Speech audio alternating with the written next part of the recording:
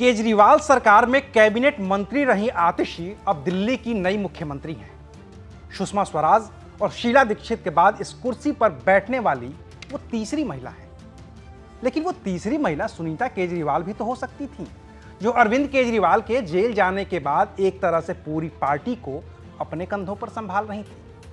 उस कुर्सी पर सौरभ भारद्वाज भी तो बैठ सकते थे, जो केजरीवाल के जेल जाने के तुरंत बाद से ही पार्टी और सरकार दोनों को संभालने की कोशिश कर रहे थे। वो कुर्सी गहलोत को भी तो मिल सकती थी, जिनके जरिए केजरीवाल हरियाणा का चुनाव साध सकते थे। इस कुर्सी के दावेदार गोपाल राय भी तो हो सकते थे, जो केजरीवाल के पुराने भरोसेमंद हैं। तो फिर आतिशी ही क्यों? आखिर आतिशी को मुख्यमंत्री बनाकर अरविंद केजरीवाल क्या संदेश देना चाहते हैं? आखिर इतने बड़े बड़े नामों को दरकिनार करके अरविंद केजरीवाल ने आतिशी के नाम पर ही मुहर क्यों लगाई है? आज बात करेंगे विस्तार से।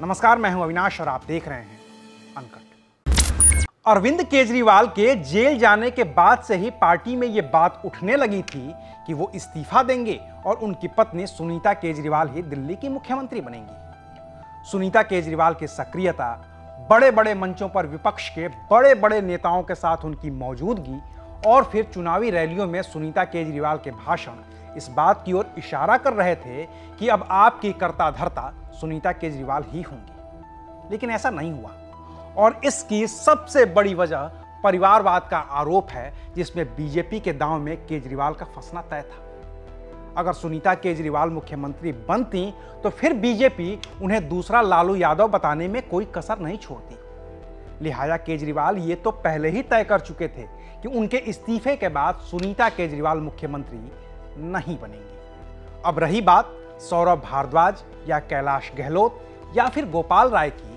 तो आज की तारीख में आतिशी की प्रोफाइल इन सभी नेताओं से मजबूत है। सौरभ भारद्वाज पहले ही कह चुके थे कि मैं मुख्यमंत्री की रेस में नहीं हूं और मुख्यमंत्री की कुर्सी पर चाहे जो बैठे, वो कुर्सी है तो अरविंद केजरीवाल की ही। ये बात कोई मायने नहीं रखती कि कौन आदमी उस मुख्यमंत्री की कुर्सी पे बैठेगा, क्योंकि मैंडेट अरविंद केजरीवाल का है। कुर्सी तो अरविंद केजरीवाल की इस 5 साल भी है और आने वाले 5 साल में भी होगी। इस 2-3 महीने की वैल्यू इतनी है, या शायद 1 महीने की, कि जब तक केंद्र सरकार चुनाव नहीं कराती, चुनाव आयोग चुनाव नहीं कराता, जो हम चाहते हैं जल्द से जल्द हो जाए, तब तक हम में से एक साथी उस कुर्सी पे बैठेगा।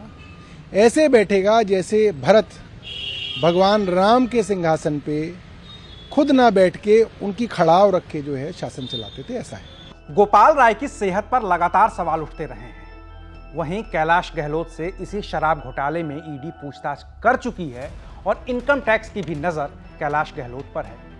इन सबके मुकाबले अगर आतिशी को देखा जाए तो वो कहीं आगे हैं।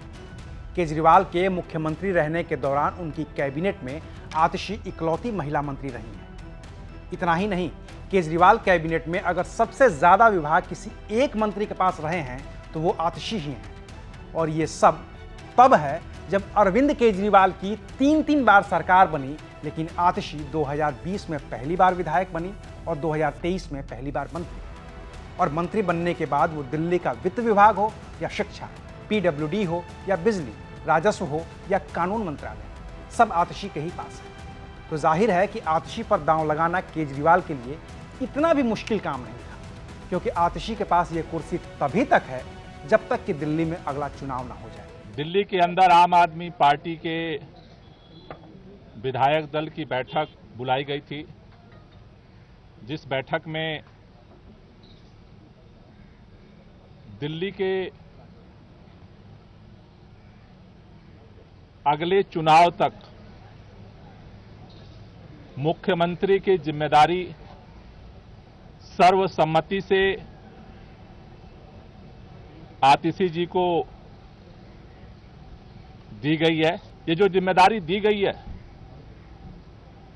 आप सब जानते हैं कि एक विषम परिस्थितियों में ये जिम्मेदारी देनी पड़ी है। दिल्ली की सियासत में आतिशी की पहली बड़ी परीक्षा तब हुई जब उन्हें 2019 में सीधे ही लोकसभा का चुनाव लड़वाया गया। इससे पहले तक वो मनीष सिसोदिया के सहयोगी के तौर पर ही काम कर रही थी। लेकिन 2019 में जब वो चुनाव हारी तो 2020 में विधायक बनकर दिल्ली विधानसभा में पहुंची। 2023 में जब केजरीवाल सरकार ने अपनी कैबिनेट में फेरबदल किया तो आतिशी पहली बार मंत्री बनी। जब मनीष सिसोदिया जेल गए तो उनका मंत्रालय आतिशी को सौंप दिया गया। फिर जब केजरीवाल भी जेल चले गए तो 15 अगस्त को स्वतंत्रता दिवस के दिन तिरंगा फहराने के लिए केजरीवाल ने आतिशी को अपना प्रतिनिधि नियुक्त किया और इस बाबत उपराज्यपाल वीके सक्सेना से इजाज़त भी मांगी, लेकिन तब वीके सक्सेना ने इजाज़त नहीं दी। लेकिन तभी यह तय हो गया था कि आतिशी का पार्टी में कद कितना बड़ा है। और अब जब दिल्ली में विधानसभा के चुनाव होने हैं तो अरविंद केजरीवाल दिल्ली में अपनी एक महत्वाकांक्षी योजना लागू करना चाहते हैं, जिसके तहत हर महिला को हर महीने खाते में 1000 रुपए दिए जाएंगे। जमानत पर बाहर आने के बाद अरविंद केजरीवाल खुद इस योजना को शुरू नहीं कर पाते, क्योंकि जमानत की शर्तों के मुताबिक वो फाइलों पर साइन नहीं कर सकते हैं। अब अगर दिल्ली की महिला मुख्यमंत्री दिल्ली की महिलाओं के लिए एक योजना शुरू करे तो उसका प्रभाव कुछ और ही होगा। और जाहिर है कि योजना आम आदमी पार्टी की है तो बीजेपी इसमें अड़ंगा लगाएगी ही लगाएगी, और तब दिल्ली की महिला मुख्यमंत्री महिलाओं के हक और हुकूक की बात करके बीजेपी पर हमलावर हो सकेंगे। बाकी तो ये वक्त बताएगा कि अरविंद केजरीवाल का ये दांव दिल्ली चुनाव में कितना कारगर होने वाला है। लेकिन आतिशी को मुख्यमंत्री बनाकर केजरीवाल ने कम से कम ये तो बता ही दिया है कि उनकी नज़र हरियाणा के चुनाव पर कम और दिल्ली पर ज़्यादा है। अभी के लिए शुक्रिया। आप देख रहे थे अनकट।